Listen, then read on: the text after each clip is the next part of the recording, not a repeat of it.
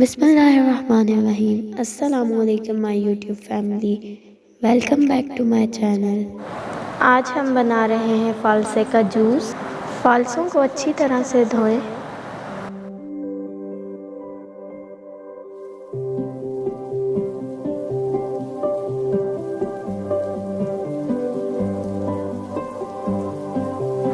Blender میں فالسے، پانی اور چینی ڈال کر اچھے سے بلینڈ کریں۔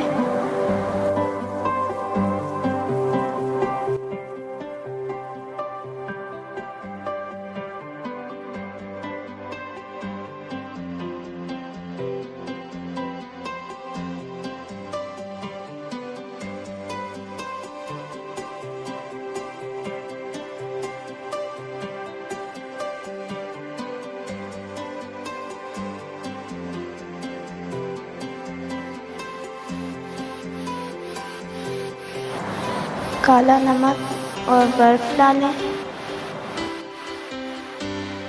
ایک بار پھر اچھی طرح بلینڈ کریں۔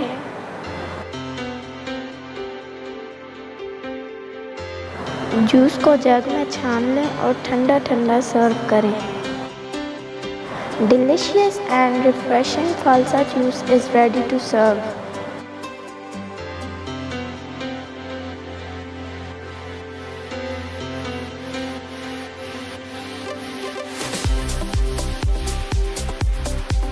Thank you for watching. Like, share and don't forget to subscribe my channel.